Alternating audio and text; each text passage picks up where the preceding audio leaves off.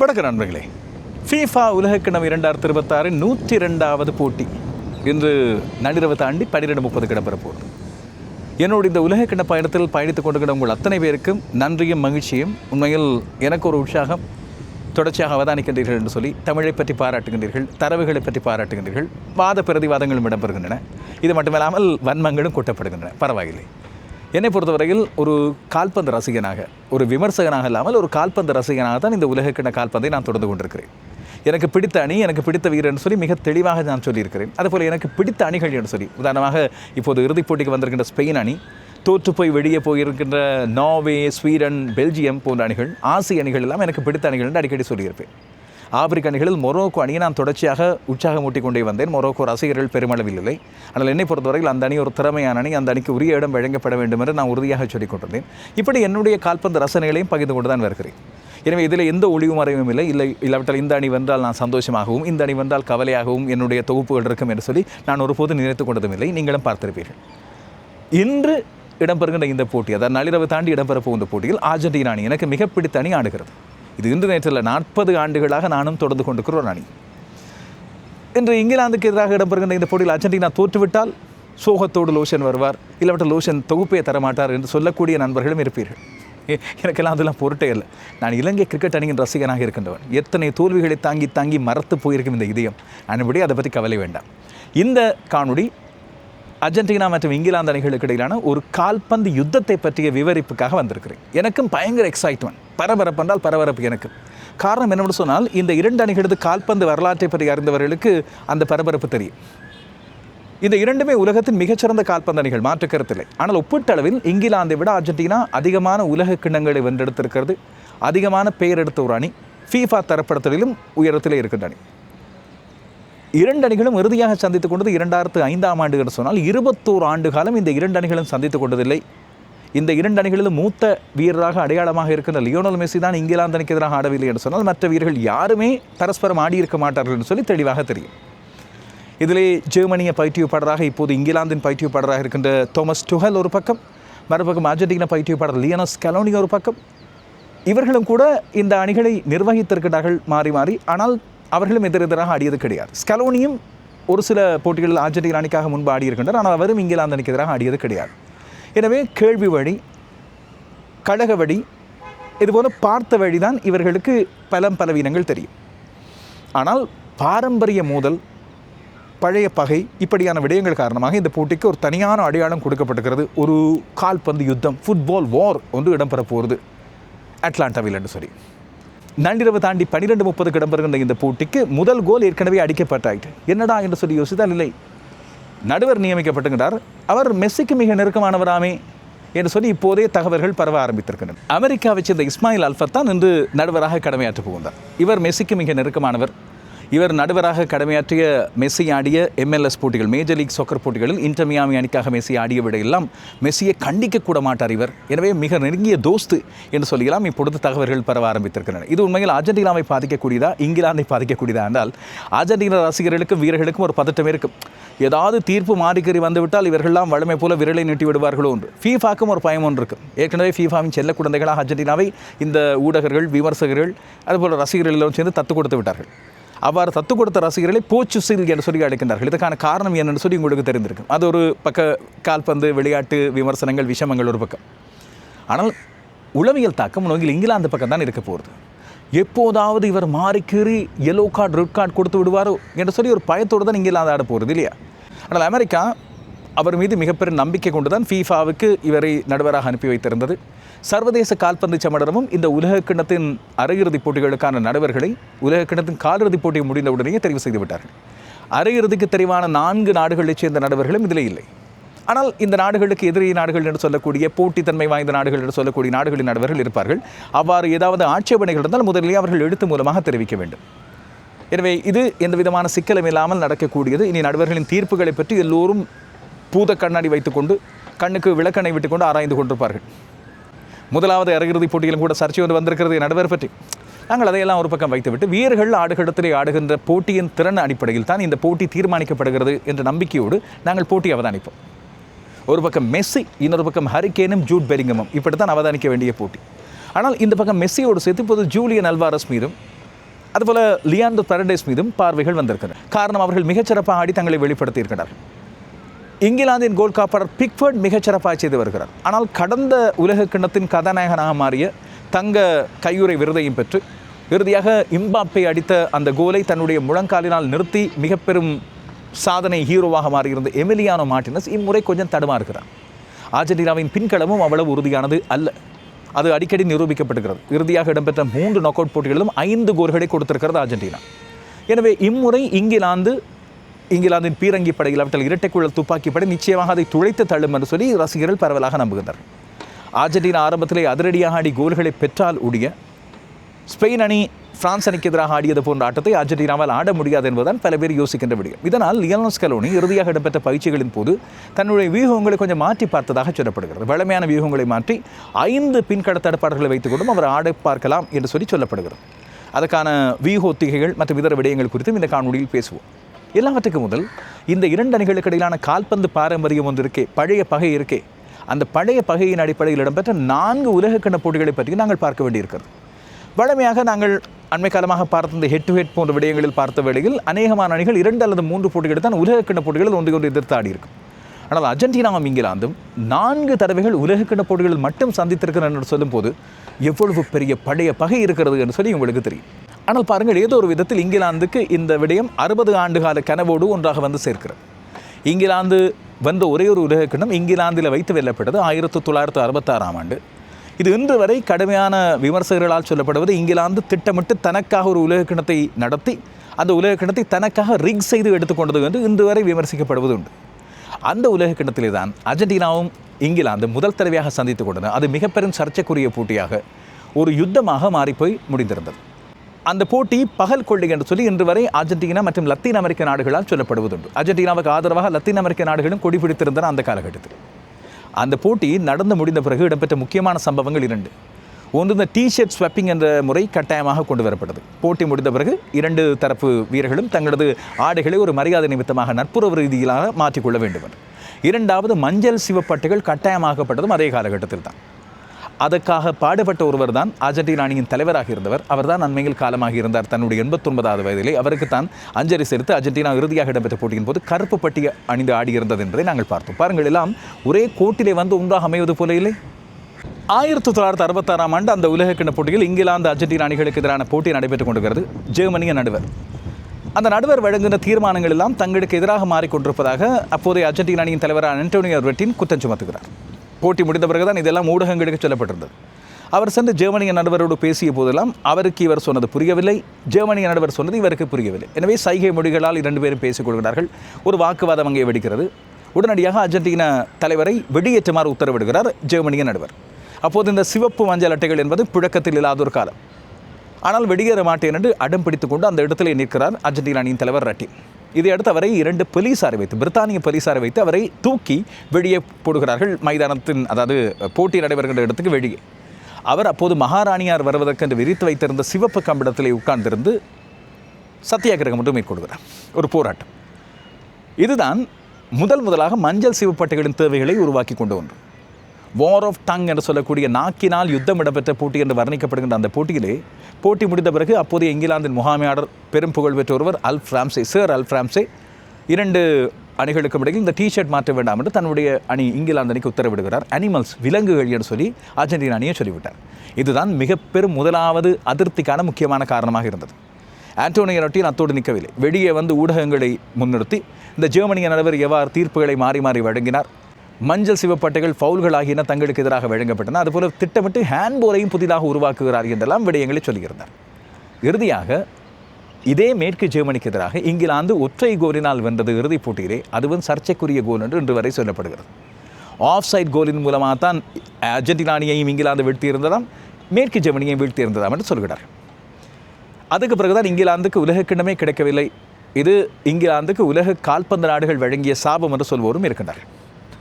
அதுக்கு பிறகுதான் 86ஆம் ஆண்டு இந்த 2 நாடுகளும் சந்திக்கின்றன. அதுக்கிடையில் 82ஆம் ஆண்டு ஃபால்க்லேண்ட் யுத்தம் என்று சொல்லி ஒரு யுத்தம், ஒரு தீவு. அந்த தீவு அர்ஜென்டினா தன்னுடைய உரிமை என்று சொல்கிறது. இங்கிலாந்து அப்போதெல்லாம் ஓடி ஓடி பல்வேறு நாடுகளை பிடித்துக் கொண்டு வந்ததானே.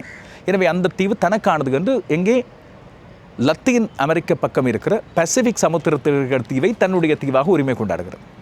2 நாடுகளுக்கும் இடையில் கடுமையான யுத்தம். அர்ஜென்டினா அந்த யுத்தத்தில் இங்கிலாந்தை சாடியது தன்னுடைய குழந்தைகளை கொண்ட நாடு என்று. போட்டி ஆரம்பிக்கும் முதலே இந்த போட்டியை பற்றி ஒரு யுத்தம் என்று சொல்லி வர்ணித்து விட்டார்கள் அர்ஜென்டினா ஊடகங்கள், விளையாட்டு விமர்சகர்கள். இதையடுத்து அந்த ஃபோக்லண்ட் யுத்தத்தை ஞாபகப்படுத்தும் விதமாகத்தான் அர்ஜென்டினா தன்னுடைய சீருடையை மாற்றி நேவி ப்ளூ, அதாவது கடற்படையை ஞாபகப்படுத்தும் விதமாக, ஃபோக்லண்ட் யுத்தத்தில் இங்கிலாந்துக்கு எதிராக யுத்தம் புரிந்தது என்று ஞாபகப்படுத்தும் விதமாக அந்த நேவி ப்ளூ சீருடையை தேர்ந்தெடுத்ததாக சொல்கிறார். இது ஒரு பக்கம் உத்வேகத்தை கொடுத்திருக்கு. அர்ஜென்டினா எப்படியும் வென்றையாக வேண்டும் என்ற முயற்சியில் டீகோ மரடோனா இங்கிலாந்தின் கோல் தடுப்பாளர் ஷில்டனை தாண்டி தன்னுடைய கைகளினால் பந்தை குத்தி கோலுக்குள்ளே அனுப்புகிறார். அந்த வேளையில் நடுவர்கள் அவசரமாக பார்ப்பார்கள், வேறு தொலைக்காட்சி வசதிகள் எல்லாம் இல்லை. எனவே நடுவர் கோல் என்று அதை அறிவித்து விட்டார். மரடோனா பின்னர் இடம்பெற்ற ஊடக சந்திப்பிலே அதை சொன்னார், கொஞ்சம் என்னுடைய தலையினால், இன்னும் கொஞ்சம் கடவுளின் கையினால் என்று சொல்லியிருந்தார். அதாவது தன் கையினால் போடப்பட்ட கோல் என்று ஒத்துக்கொண்டு விட்டார். எனவே திட்டமிட்டு ஏமாற்றி சட்டவிரோதமாக மரடோனா பெற்றுக்கொண்ட கோல் என்பதுதான் இங்கிலாந்தின் வாதம். உண்மைதான், அது முறையற்ற விதத்தில் பெறப்பட்ட கோல். தன்னுடைய சாமர்த்தியத்தையும் சூழ்ச்சியையும் பயன்படுத்தி மரடோனா முதலாவது கோலை எடுக்கிறார். ஆனால் இரண்டாவது கோல் அதற்கெல்லாம் ஈடுகட்டுவது போல உலகத்தரம் வாய்ந்த கோல் ஒன்று. டீகோ மரடோனா ஒரு மிகச்சிறந்த ட்ரிப்ளர். மற்ற அணிகளின் வீரர்களெல்லாம் தவிக்க விட்டு வெட்டு காட்டி ஓடுபவர். இங்கிலாந்தின் பின்களம், இடைக்களம் ஆகியவற்றையெல்லாம் தாண்டி, கோல் காப்பாளரையும் தாண்டி மிகச்சிறப்பான சோலோ கோல் ஒன்றை அடிக்கிறார். இது இந்த நூற்றாண்டின் மிகச்சிறந்த கோலாக பதிவு செய்யப்பட்ட கோல். அர்ஜென்டினா அந்த போட்டியில் வெல்கிறது 2-0 என்று. காலிறுதி.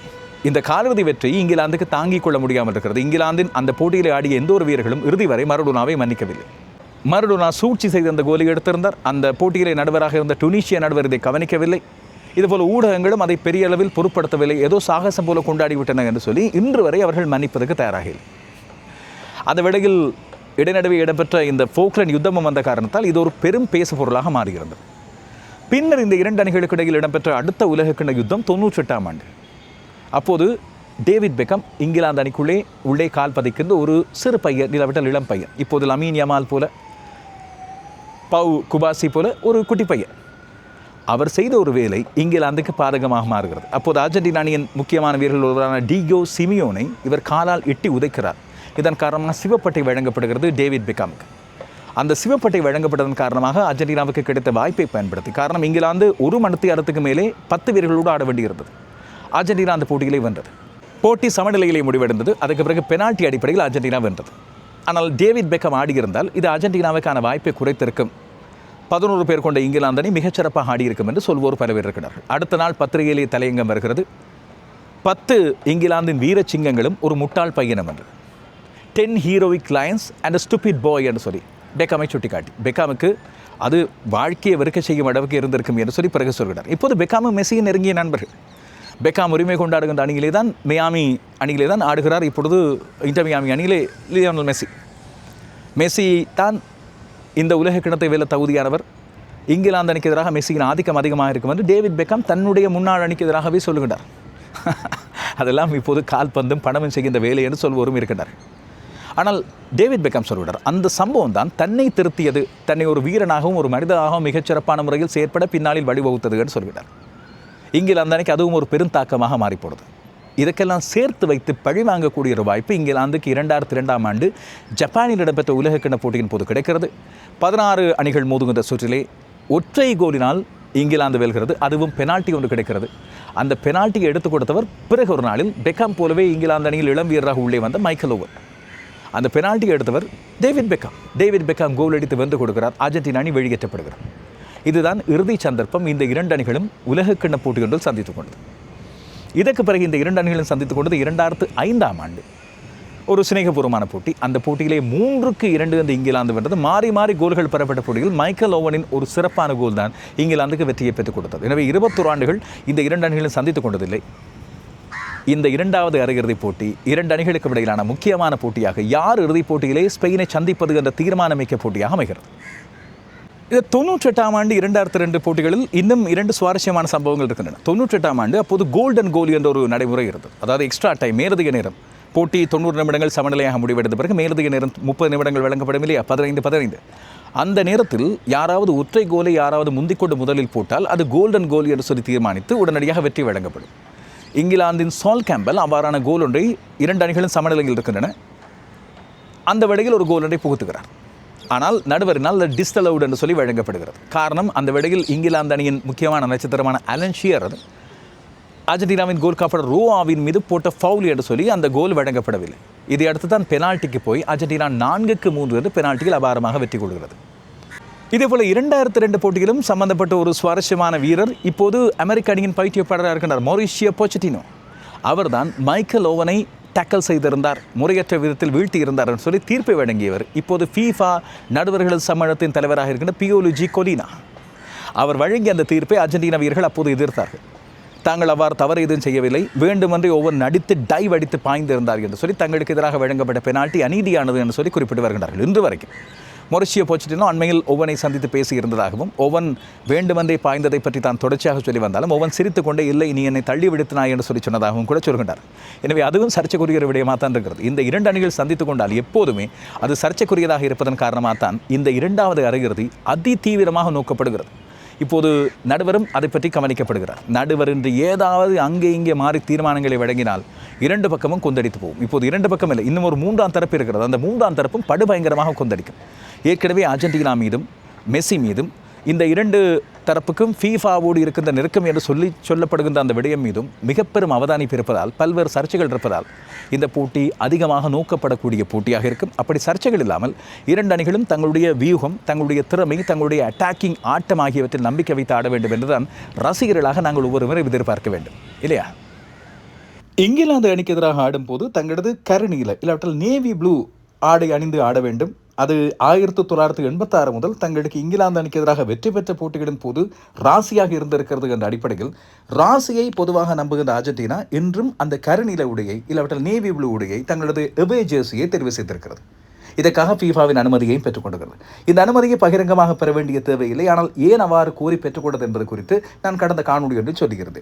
காரணம், இங்கிலாந்து தான் டெசிக்னேட்டட் ஹோம் டீம். எனவே அவர்களுக்கு வெள்ளை நிற சீருடை என்று வரும்போது அர்ஜென்டினா தன்னுடைய இள நீலம் மற்றும் வெள்ளை சீருடையை பயன்படுத்த முடியாது. எனவே தானாகவே அவர்களுக்கு கருநீல சீருடை கிடைக்கிறது.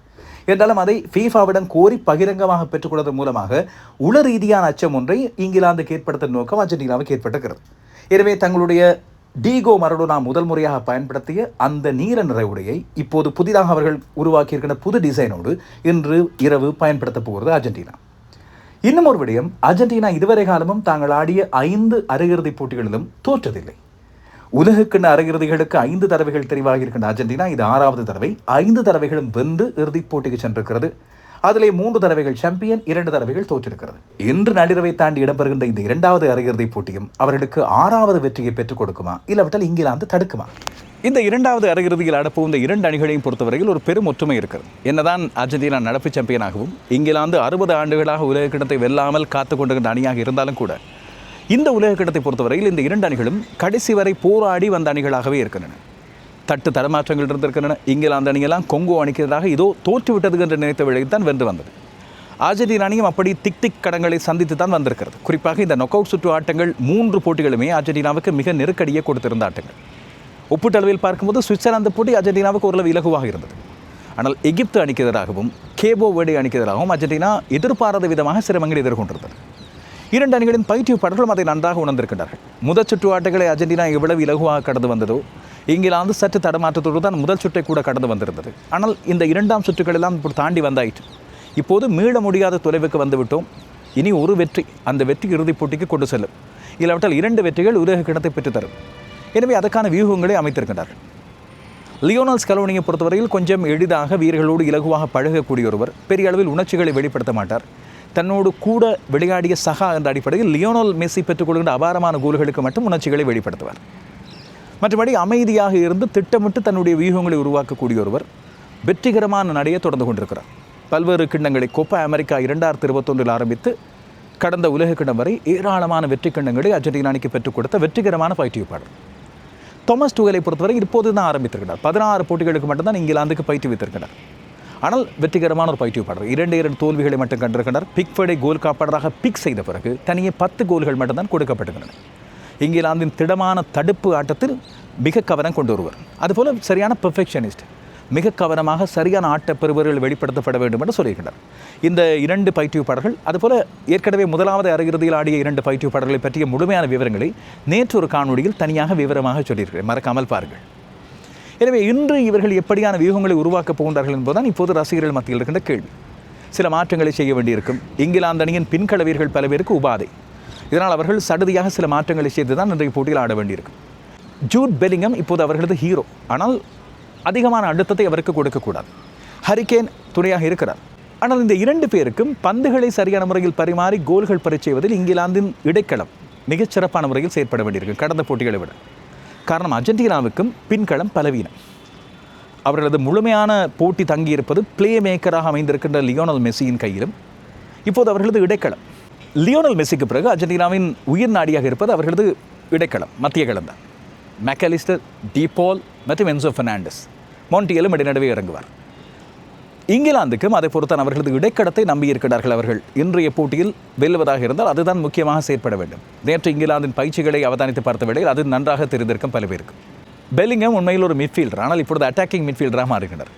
மடுக்கே மற்றும் அந்தனி கோர்டன் ஆகியோரும் அது போன்று செயற்படுகின்றார்கள். கோர்டன் அண்மை காலமாக கலக்குகிறார். எனவே ஹரிகேனுக்கு கொஞ்சம் ப்ரெஷர் குறைந்திருக்கிறது என்பது உண்மை. இங்கிலாந்து அதைத்தான் இப்போது தங்களுடைய ஆயுதமாக கொண்டாடுகிறது. குறிப்பாக ஜூட் பெலிங்கமின் வேகம், அந்த வேகத்தை இப்போது தடுத்து நிறுத்த முடியாமல் இருக்கிறது. இந்த உலகக்கிணத்தை பொறுத்தவரையில் எல்லோராலும் கொண்டாடப்படுகின்ற ஒரு மிட்ஃபீல்டராக மாறியிருக்கிறார். 6 கோல்களை பெற்றுக்கிறார் அவர். மெஸ்ஸி, எம்பாப்பே, ஹரிகேன் ஆகியோரோடு போட்டிக்கு வந்துவிட்டார் இப்பொழுது பெலிங்கம். ஆனால் இங்கிலாந்தின் பின்களம் பலவீனமாக இருக்கிறது. அதை திருத்தி அமைத்துக் கொண்டு எவ்வாறு ஆடப்போகிறார் என்று அணி பயிற்றுவிப்பாளரான டூஹல் என்பதுதான் இப்போது கேள்வி. கொன்சா, ஸ்டோன்ஸ், குஹேயி, ஓரேலி என்று சொல்லி பட்டியலிடப்பட்டிருந்தாலும் டெக்லான் ரைஸும் கிட்டத்தட்ட பேக் போர்டு தான் இப்பொழுது ஆட வேண்டியிருக்கிறது. காரணம், அவர்களது பலவீனப்பட்டு போயிருக்கின்ற பின்களம், அதுபோல் உபாதைகளின் முற்றும் குணமடையாத அவர்களது வீரர்கள். இது இங்கிலாந்துக்கு ஒரு பலவீனமான விடயமாக இருக்கும். அர்ஜென்டினாவின் முன்களம் மிக பயங்கரமாக இருப்பதன் காரணமாக அந்த கோல்களை தடுத்தால்தான் ஸ்பெயின் நேற்று ஆடியதைப் போல் அந்த வியூகம் வகுத்து இப்படியான ஆட்ட முறை செய்யலாம். 3 தடவைகள் உலக சாம்பியனாக இருக்கின்ற அர்ஜென்டினாவுக்கும் லியோனல் மெஸ்ஸிக்கும் இந்த போட்டி மிக முக்கியமான ஒன்று. இன்று அவர்கள் வென்றால் 4 உலக கிண்ணங்களில் 3வது இறுதிப் போட்டிக்கு தகுதி பெறக்கூடிய வாய்ப்பு அவர்களுக்கு உருவாகும். 2018 தவறவிட்டார்கள். 2014 இறுதிப் போட்டி வரை வந்து ஜெர்மனியிடம் தோற்று போயிருந்தார்கள். 2022 சாம்பியன், இப்போது 2026 கிட்ட வந்திருக்கும் வாய்ப்பை அவர்கள் தவறவிடப் போவதில்லை. அதுபோல் இப்படியான முக்கியமான போட்டிகளை ஆடி அவர்களுக்கு அனுபவம் இருக்கிறது. இங்கிலாந்து மிக நீண்ட காலத்துக்கு பிறகு இறுதிப் போட்டி ஒன்றை நோக்கி வந்திருக்கிறது. அவர்களுக்கு இறுதிப் போட்டியில் ஆடிய அனுபவமும் குறைவு. அதுபோல் அவர்கள் 1966ஆம் ஆண்டு வென்ற உலக கிண்ணத்தை தவிர பெரிய கிண்ணங்கள் எதையும் வென்றதும் இல்லை. எனவே அந்த ரசிகர்களது நீண்டகால காத்திருப்புக்கும் இட்ஸ் கமிங் ஹோம் என்று ஏக்கத்தோடு அவர்கள் தொடர்ச்சியாக சொல்லி வருவதற்கும் ஒரு பதில் என்று கிடைக்குமா என்று பார்த்திருக்கிறார். முதல் சுற்று ஆட்டம் பிரிவு எல்லிலிருந்து இங்கிலாந்து குரோஷியா மற்றும் பனாமா அணிகளை வென்றது. ஆனால் கானா அணிக்கு எதிராக தடுமாற்றத்தோடு சமநிலையில் முடித்துக் கொண்டுதான் 2ஆம் சுற்றுக்கு வந்தது. ஆனால் 2ஆம் சுற்றிலிருந்து அவர்களது பரபரப்பான அட்வென்ச்சரஸ் ஆட்டம் ஆரம்பித்தது. கொங்கோ அணிக்கு எதிராக பின்தங்கிய நிலையிலிருந்து பின்னர் அவர்கள் வென்றார். மெக்சிகோ அணிக்கு எதிராக ஒரு அசத்தலான வெற்றி ஒன்று அஸ்டெக்கா மைதானத்தில் அவர்களது சாபத்தை உடைக்கக்கூடிய வாய்ப்பு அவர்களுக்கு கிட்டியது. அவ்வளவு பெரிய ரசிகர்கள் கூட்டத்தில் 3-2 என்ற மெக்சிகோவை வீழ்த்துவதென்றால் அது பெரிய கொண்டாடக்கூடிய விடயம். கிட்டத்தட்ட ஒரு உலகக்கிண வெற்றி தான். அந்த அஸ்டெக்கா மைதானத்தில் தான் டீகோ மரடோனாவின் கோல் அவர்களை தோற்கடித்திருந்தது என்ற அடிப்படையில் அந்த வெற்றி அவர்களுக்கு ஒரு ஜென்ம சாவலியம் போல. பிறகு அவர்கள் வென்றது சும்மா லேசப்பட்ட அணி கிடையாது. காலிறுதியில் அவர்கள் வென்றது நோர்வே அணியை. ஹாலண்டின் நோர்வேயை அடக்கி மடக்கி 2-1 வெற்றி பெற்றதன் மூலமாக இங்கிலாந்து தன்னுடைய பலத்தை நிரூபித்திருக்கிறது. அந்த பலம் இன்று அர்ஜென்டினா அணிக்கு எதிராகத்தான் மிகச்சிறப்பான முறையில் வெளிப்படுத்த வேண்டும் என்று சொல்லி இங்கிலாந்து முகாம் எதிர்பார்க்கிறது. அர்ஜென்டினா மறுபக்கம் தன்னுடைய பிரிவிலே இலகுவாக 3 போட்டிகளையும் வந்து இலகுவாக கடந்து வந்தது. அல்ஜீரியா, ஆஸ்திரியா, ஜோர்டன் இந்த 3 அணிகளை அர்ஜென்டினா வெல்லாவிட்டால் தான் ஆச்சரியம். ஆனால் அதற்கு பிறகுதான் அவர்களுக்கு சவால் ஆரம்பித்தது. அடுத்த 3 போட்டிகளுமே டிக் கடங்களை தந்தது. கேபோ வேர்டேக்கு எதிராக 3-2 என்ற எக்ஸ்ட்ரா டைமில் ஒரு வெற்றி. எகிப்து அணிக்கு எதிராக 3-2 என்ற மறுபடி ஒரு வெற்றி. சுவிட்சர்லாந்து அணிக்கு எதிராக 3-1 என்ற வெற்றி. ஆனால் அதுவும் மேலதிக நேரம் 90 நிமிடங்கள் கடந்து 120 நிமிடங்களுக்கு பிறகுதான் வெற்றி. எனவே வீரர்கள் கடித்து போயிருக்கின்றார்கள். ஆனால் அந்த உற்சாக கலைப்பையெல்லாம் அவர்கள் கொண்டு வருவதற்கு இப்போது இங்கிலாந்து அணிக்கு எதிரான பலம் வாய்ந்த ஒரு போட்டி ஒன்று காத்திருக்கிறது. அர்ஜென்டினா தன்னுடைய வடமையான பலமான 4-1-3-2 என்ற ஃபார்மேட்டை பயன்படுத்தினால் அவர்களது கோல் காப்பாளர் எமிலியானோ மார்டினஸுக்கு உதவியாக மொலினோ, ரொமேரோ மற்றும் லிசாண்ட்ரோ பெர்னாண்டஸ், இவர்களோடு டக்லியாஃபிகோ ஆகியோர் 4 பேர் பின்களமாக இருப்பார்கள். அந்த 4 பேரும் அண்மை காலமாக கொஞ்சம் பலவீனப்பட்டு போயிருக்கின்றார்கள். அவ்வளவு உறுதியாக தெரியவில்லை என்ற குறைகள் இருக்கின்ற வேளையில் அது நிச்சயமாக மெஸ்ஸியும், நாங்களே கவனிக்கின்ற வேளையில் மெஸ்ஸியும் ஸ்கலோனியும் நிச்சயமாக பார்த்திருப்பார்கள். அதுக்கேற்றது போல ஏதாவது பழுது பார்க்கும் வேலையை செய்திருப்பார்கள். அதற்கு முன்னே இருக்கின்றார்கள் அவர்களது முக்கியமான இப்போதைய ஹீரோ பரதேஸ், லியாண்ட்ரோ பரதேஸ். இப்போது கடந்த போட்டிகளை அவர் பார்த்தால் பயிற்றுவிப்பாளர் ஸ்கலோனிக்கு சென்று ஏதோ ஆலோசனை சொல்லி நிறைய விடயங்களை மாற்றியது போல இருந்தது. ஒரு மிக தரமான ஆட்டத்தை வெளிப்படுத்தக்கூடிய இம்முறை அர்ஜென்டினாவின் மேன் ஆஃப் த சீரீஸாக மாறக்கூடிய ஒரு ஆற்றல் பெற்ற வீரராக இருக்கின்றார். அவரோடு ரோஜர் டி பால் மற்றும் என்சோ பெர்னாண்டஸ், மெக்காலிஸ்டர் ஆகியோர் இருக்கின்றார்கள். அதற்கு முன்னே தான் அர்ஜென்டினாவின் இப்போதைய இரு தரப்பு ஏவுகணை, ஒரு பக்கம் மூத்த நட்சத்திரம், உலகத்தின் மிகச்சிறந்த நட்சத்திரம் லியோனல் மெஸ்ஸி, மறுபக்கம் ஜூலியன் அல்வாரஸ். ஜூலியன் அல்வாரஸ் அன்று சுவிட்சர்லாந்து அணிக்கு எதிராக அடித்த அந்த கோல் உலகத்தின் மிகச்சிறந்த கோல்களில் ஒன்றாக கொண்டாடப்படுகிறது. அவர் அதை தன்னுடைய அணித்தலைவருக்காக அர்ப்பணம் செய்திருந்தார். இங்கிலாந்து அணியை பொறுத்தவரையில் அவர்களது அணியும் கடந்த காலங்களில் பயன்படுத்தியது போல 4-1-3-2 தான் அவர்கள் அதிகமாக விரும்புவார்கள். எனவே கோல் காப்பாளர் பிக்ஃபோர்டுக்கு உதவியாக பின்கடத்திலே கான்சா, ஸ்டோன்ஸ், குஹேயி மற்றும் ஓரேலி ஆகியோரும், டெக்லன் ரைஸ் தனி ஒரு இடைக்கால தொடர்பாளராக இருப்பார். அதுக்கு பிறகு மேலே ஆண்டர்சன், மடுகே மற்றும் பெலிங்கம் ஆகியோரோடு கோர்டன் இருக்க போகின்றார். முன்னுக்கு தனி ஒருவராக கலக்க போகின்றார் ஹாரி கேன். ஓப்டா சூப்பர் கம்ப்யூட்டர் இந்த போட்டியில் இங்கிலாந்துக்கு அதிகமான வாய்ப்பை கொடுத்திருக்கிறது. இங்கிலாந்து ஆடுகின்ற ஆட்டம், அதுபோல் அணி ஒற்றுமை இங்கிலாந்திடம் அபரிதமாக இருந்தாலும் கூட மெஸ்ஸி என்ற ஒரு தனிநபர் அர்ஜென்டினா அணியை ஒற்றுமைப்படுத்துகிறார். அவருக்காக போர்க்களத்துக்கும் செல்ல தயார் என்ற உறுதியான அணியாக அர்ஜென்டினா இருக்கிறது. அந்த மெஸ்ஸி என்ற நபரில் மட்டுமே இங்கிலாந்தின் ஃபோக்கஸ் அதிகமாக இருப்பதன் காரணமாக இது சில விடைகளில் இங்கிலாந்துக்கு கொஞ்சம் கஷ்டகாரத்தை கொடுக்கக்கூடும். இதுபோல் வெளிப்புற அழுத்தங்களும் சர்ச்சைகளும் விமர்சனங்களும் அர்ஜென்டினா அணியை போட்டு உலுப்பி எடுத்துக்கொண்டிருப்பதால் இப்படியான சந்தர்ப்பங்களில் மெஸ்ஸியும் அர்ஜென்டினா அணியும் அதை ஒரு இரும்பு கோட்டை போல தாங்கக்கூடிய வல்லமை பெறும். இதன் காரணமாக அர்ஜென்டினா ஒரு சூப்பர் பவர் உண்டு இன்றைய நாளில் எடுத்துக்கொள்ளுமோ என்று நான் யோசிக்கிறேன். பெருவெறுப்பான போட்டி இருக்கிறது. எந்த விதமான சர்ச்சைகளும் இல்லாமல், இந்த நடுவர்கள் அதை வழங்கினார்கள், ஃபீஃபா இதை செய்தது, அப்படியான குற்றச்சாட்டுகள் எதுவும் இல்லாமல் ஒரு பொருத்தமான அணி இன்றைய நாளின் ஆடுகளத்திலே மிகச்சிறப்பாக ஆடுகின்ற அணி வெற்றி பெறட்டும் என்று மனமாற விரும்புகிறேன். அது சரி, மெஸ்ஸியின் ரசிகனாக இந்த போட்டியை பற்றி நீங்கள் என்ன நினைக்கின்றீர்கள் என்று சொல்லி உங்களில் ஒரு சிலர் கேட்கலாம். நான் மெஸ்ஸியின் போட்டிகளை அவர் ஆடும் காலத்திலிருந்து 2006 தொடர்ச்சியாக பார்த்து வருகிறேன் என்ற அடிப்படையில் அவரது சர்வதேச போட்டிகள், அதுபோல் அவர் வந்து மெச்சுவர்ட் ஆன பிறகு ஒரு மூத்த நட்சத்திரமாக மாறிய பிறகு அவர் ஆடிய போட்டிகளை வைத்து பார்க்கும்போது இந்த போட்டி அவருக்கு ஒரு மிகச் சவாலான போட்டி. அவரது வாழ்க்கையிலே மிகப்பெரிய நெருக்கடியான ஒரு போட்டி. காரணம், இங்கிலாந்து மிகச்சிறப்பாக ஆடுகிறது. ஒன்றல்ல இரண்டு வீரர்கள் மிகச்சிறப்பான முறையில் ஆடிக்கொடுக்கிறார்கள். எனவே ஒரு நெருக்கடியான போட்டி. அதுவும் இப்படி கடுமையான விமர்சனங்களை சந்தித்துக் கொண்டு மெஸ்ஸி ஒரு போட்டியிலும் ஆடியதில்லை. உலகமே கிட்டத்தட்ட அவருக்கு எதிராக இருப்பது போன்ற ஒரு தோற்றம். எனவே அது அவருக்கு மேலும் இரட்டிப்பு பலத்தை கொடுக்கும் என்று நான் நம்புகிறேன். அப்படியான போட்டிகளில் மெஸ்ஸி ஆடிய ஆட்டங்களை நான் பார்த்திருக்கிறேன். முக்கியமாக கடந்த உலகக்கிண்ணம், உலகமே எம்பாப்பேயின் பலத்தை பார்த்திருந்தது, பயந்து போயிருந்தது. போட்டியிலும் கூட எம்பாப்பே வேகமாக அடித்த கோல்களை சமாளிக்க முடியாமல் அர்ஜென்டினா திணறிய வேளையில் மெஸ்ஸி செய்த மாயாஜால மாற்றங்களை நீங்கள் பார்த்திருப்பீர்கள் கடந்த 2022 உலகக்கிண்ண இறுதியில். அதே போல ஒரு சூப்பர் பெர்ஃபார்மன்ஸை என்று மெஸ்ஸி வழங்கக்கூடும். தன்னுடைய அணிக்கு ஒரு இன்ஸ்பைரேஷனை கொடுக்கக்கூடும். ஏற்கனவே 2 பேரும் சமநிலையில் இருக்கின்றார்கள் 8 கோல்களோடு, மெஸ்ஸியும் எம்பாப்பேயும். எம்பாப்பே இந்த அரையிறுதிப் போட்டியில் எந்த ஒரு கோலையும் பெறவில்லை. அதுவே மெஸ்ஸிக்கு இன்னும் ஒரு உற்சாகத்தை கொடுக்கக்கூடும். எனவே இன்று மெஸ்ஸி ஸ்பெஷல் ஒன்றை நாங்கள் எதிர்பார்க்கலாம்.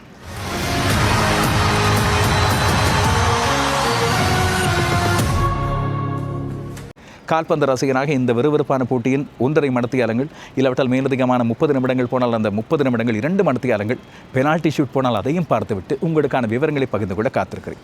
இந்த போட்டி பற்றி உங்களுடைய கருத்துக்கள் என்ன? நீங்கள் என்ன எதிர்பார்க்கிறீர்கள்? யார் வெல்ல வேண்டும் என்று எதிர்பார்க்கிறீர்கள்? ஸ்பெயினை யார் சந்தித்தால் நன்றாக இருக்கும் என்று நீங்கள் நினைக்கிறீர்கள்? இல்லாவிட்டால் உங்களுக்கு பிடித்த அணிகள் இந்த 2 அணிகளில் ஒன்று இருக்கிறதா? உங்களுடைய கருத்துக்களை மறக்காமல் எதிர்பார்க்கிறேன். மீண்டும் சந்திப்போம்.